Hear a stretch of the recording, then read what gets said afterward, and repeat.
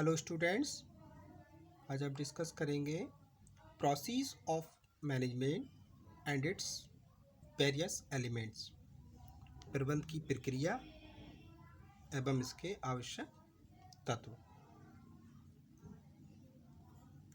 देखिए, प्रत्येक उपक्रम के कुछ निर्धारित लक्ष्य होते हैं और इन लक्ष्य को अचीव करने के लिए प्रबंध द्वारा जो क्रियाविधि अपनाई जाती है उसे प्रोसेस ऑफ मैनेजमेंट मीन्स प्रबंध प्रक्रिया कहते हैं। जिस प्रकार खेल के मैदान में एक फुटबॉल, हॉकी या क्रिकेट टीम के मेंबर कितने ही ट्रेंड, कितने ही एक्सपीरियंस होल्डर या कितने ही स्किल प्लेयर क्यों ना हो, वह अपनी कॉम्पिटिटर टीम को, जो उसकी प्रतिद्वंदी टीम है, उसको तब तक नहीं हरा सकते जब तक कि वे एक कुशल कप्तान के नेतृत्व में मिलकर नियोजित समन्वित प्रयास ना करें। ठीक इसी प्रकार व्यावसायिक संस्था तब तक अपने लक्ष्य को प्राप्त नहीं कर सकती जब तक उसके सभी कर्मचारी नियोजित समन्वित रूप से किसी कुशल निर्देशन के नियंत्रण में कार्यरत ना हो। तो इसी को कुशल निर्देशन की प्रबंध की संज्ञा दी जाती है और उसके नियंत्रण में जिस प्रक्रिया को अपनाते हुए संस्था अपने लक्ष्य को, अपने गोल को प्राप्त करती है, उस प्रक्रिया को प्रबंध प्रक्रिया मैनेजमेंट ऑफ प्रोसेस कहा जाता है। अब हम देखेंगे प्रबंध प्रक्रिया को अलग अलग विद्वानों ने अपने अपनी लैंग्वेज में कैसे डिफाइन किया है। जैसे फर्स्ट है according to George and Terry, management is an activity made up of certain sub activities और basic management function that constitute a unique process which is known as the management process। George and Terry के शब्दों में देखें तो प्रबंध एक ऐसी प्रक्रिया है जो अपनी उपक्रियाओं एवं आधारभूत क्रियाओं से पूरी होती है और पूर्ति की ये व्यवस्था एक अद्वितीय प्रक्रिया है और इसी को प्रबंध प्रक्रिया कहा जाता है। ऐसे ही नेक्स्ट डेफिनेशन C.W.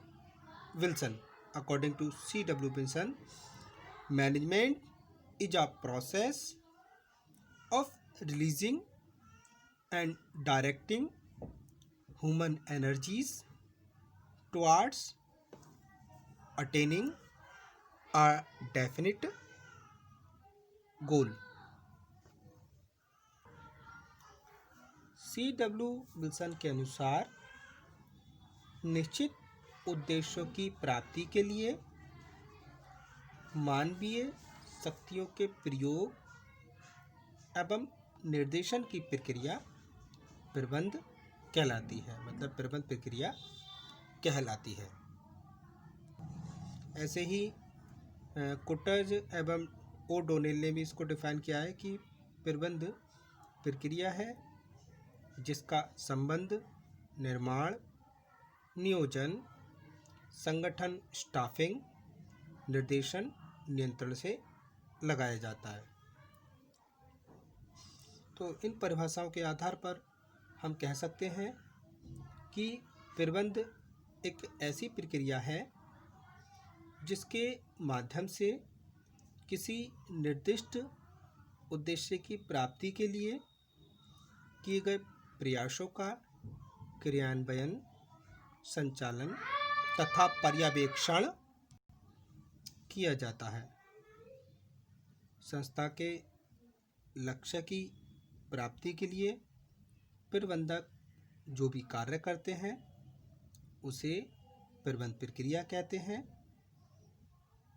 प्रबंध प्रक्रिया में नियोजन, संगठन, अभिप्रेरणा, नियंत्रण एवं समन्वय आदि प्रबंधकीय क्रियाओं को सम्मिलित किया जाता है।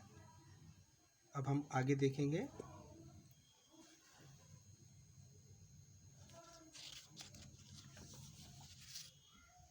फीचर ऑफ मैनेजमेंट प्रोसेस, प्रबंध प्रक्रिया की विशेषताएं।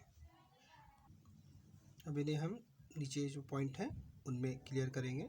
जैसे फर्स्ट पॉइंट है, management is a continuous process. प्रबंध एक सतत प्रक्रिया है, लगातार चलने वाली प्रक्रिया है। ये जो निरंतर चलने वाली प्रक्रिया कहलाती है। न्यूमैन एंड समन ने भी कहा है कि प्रबंध प्रक्रिया एक कंटिन्यूअस प्रोसेस है जो कभी समाप्त नहीं होती, मतलब ये लगातार चलती रहती है। व्यावसायिक प्रबंध जब एक प्रॉब्लम का सॉल्यूशन निकाल लेता है तो कोई अन्य समस्या सामने आकर खड़ी हो जाती है, फिर उसका सॉल्यूशन कर देते हैं, फिर कोई नई समस्या क्रिएट हो जाती है।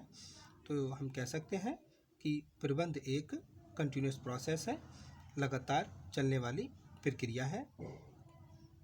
Next point, management is coordinated process. प्रबंध एक समन्वित प्रक्रिया है। प्रबंध प्रक्रिया प्रबंध के विभिन्न कार्यों के बीच उचित समन्वय की प्रक्रिया है, जिससे संगठन के निर्धारित उद्देश्यों को प्राप्त किया जा सकता है। ऐसे ही third point, management is a social process. प्रबंध एक सामाजिक प्रक्रिया है। तो देखिए, प्रबंध एक सामाजिक प्रक्रिया है क्योंकि ये कार्य करने वाले व्यक्तियों के समूहों में क्रियाओं और अंतर क्रियाओं को प्रेरित करती है, मोटिवेट करती है। Fourth, management process is all embracing. प्रबंध प्रक्रिया सर्वव्यापी है। प्रबंध के आधारभूत कार्य नियोजन, संगठन, निर्देशन और नियंत्रण न केवल व्यवसाय की सफलता के लिए आवश्यक है, बल्कि ये सरकारी प्रशासन, युद्ध का रण क्षेत्र, खेल का मैदान व राजनीति सभी में एसेंशियल है। यही कारण है कि प्रबंध की जो प्रक्रिया है वो सर्वव्यापी है। Management process is all embracing. आगे हम देखते हैं element of the management process, प्रबंध प्रक्रिया के तत्व। देखिए, प्रबंध प्रक्रिया के अंतर्गत सम्मिलित किए जाने वाले कार्यों के संबंध में विद्वानों में मतभेद है, लेकिन विभिन्नताओं के फलस्वरूप ही हम अध्ययन की सुविधा की दृष्टि से इसके 6 एलिमेंट को स्टडी करेंगे। जैसे फर्स्ट है प्लानिंग, नियोजन। नियोजन प्रबंध प्रक्रिया का आधारभूत तत्व है। इसमें ये प्लानिंग की जाती है कि कोई कार्य क्यों करें, कैसे करें, कहाँ करें, कब करें और किसके सहयोग से करें। संक्षेप में हम कह सकते हैं कि इसके अंतर्गत संस्था के उद्देश्यों को निर्धारित करना, नीति निर्धारित करना, कार्यविधि निश्चित करना, नियम बनाना, पूर्व अनुमान लगाना, बजट बनाना, कार्यक्रम निर्धारित करना, तो इन सभी प्रबंध के प्रकारों को शामिल किया जाता है। तो ये पहला तत्व था एलिमेंट प्लानिंग। सेकंड ऑर्गेनाइजेशन, संगठन। देखिए, संगठन वह आधार है जिससे संस्था के प्रबंधक निर्धारित लक्ष्यों को प्राप्त करते हैं।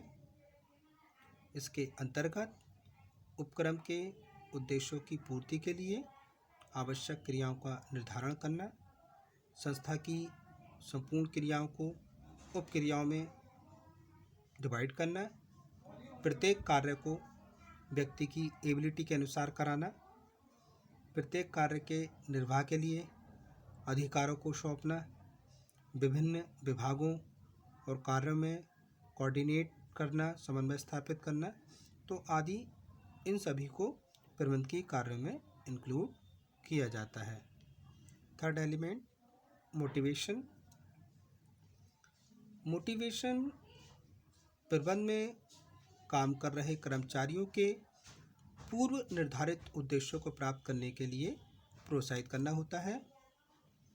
इसके अंतर्गत संस्था के कर्मचारियों को प्रभावपूर्ण नेतृत्व प्रदान करना, कर्मचारियों तथा उनके कार्य को समन्वित करना, उनमें सहकारिता के आधार पर काम करने की अवेयरनेस पैदा करना, संस्था को प्रभावपूर्ण कम्युनिकेशन की व्यवस्था करना, अधीनस्थों के लिए उचित पारिश्रमिक एवं सुविधाओं की व्यवस्था करना तथा अधीनस्थों को कार्य करने के लिए एक स्वस्थ वातावरण प्रदान करना आदि को मोटिवेशन में इंक्लूड किया जाता है। ऐसी नेक्स्ट है कंट्रोल, नियंत्रण। प्रबंध की अन्य क्रियाओं के कुशल संपादन की दृष्टि से नियंत्रण भी एक महत्वपूर्ण क्रिया होती है। इसमें जो प्रॉब्लम है उनका पता लगाया जाता है, प्रोडक्शन की बेस्ट जो विधि है, मेथड है, उसका सिलेक्शन किया जाता है, परिमाप तय किए जाते हैं, कार्य की प्रोग्रेस मेज़र की जाती है, जो भी रिजल्ट निकल के आते हैं उनका इंटरप्रिटेशन किया जाता है और जो डिफरेंस आ रहे हैं उनके कारणों की खोज की जाती है और अगर आवश्यक होता है तो इसमें सुधारात्मक उपाय करना आदि को इसमें शामिल किया जाता है। फिफ्थ है हमारा कोऑर्डिनेशन, समन्वय। समन्वय का मतलब होता है उत्पत्ति के जो विभिन्न साधन हैं और उनकी क्रियाओं को इस प्रकार एक सूत्र में पिरोना ताकि वो एक इफेक्टिव वे में उपक्रम के उद्देश्यों को प्राप्त कर सके, कोऑर्डिनेशन कहलाता है। इसमें संस्थाओं की क्रियाओं में शुरू से ही समन्वय स्थापित करना, विभिन्न अधिकारियों कर्मचारियों से प्रत्यक्ष संपर्क स्थापित करना, जिम्मेदार अधिकारियों द्वारा सामूहिक विचार विमर्श करना, उत्पादन, बिक्री, वित्त व्यवस्था, श्रम आदि, तो इन सभी क्रियाओं में कोऑर्डिनेशन करना आदि कार्य को शामिल किया जाता है। नेक्स्ट एलिमेंट स्टाफिंग, नियुक्ति। तो संस्था को सफलतापूर्वक चलाने के लिए संगठनात्मक ढांचे में स्थापित विभिन्न पदों पर व्यक्तियों को लगाने की क्रिया ही हमारी स्टाफिंग कहलाती है। इसके अंतर्गत संस्था के संगठन संबंधी सभी पदों पर जो योग्य और कुशल कर्मचारियों को उपलब्ध कराया जाता है, क्योंकि उपक्रम की जो सफलता है नियुक्त कर्मचारियों की कार्यकुशलता, ईमानदारी और कार्यनिष्ठा पर ही डिपेंड करती है। तो आज की वीडियो में बस इतना ही। Thank you very much students.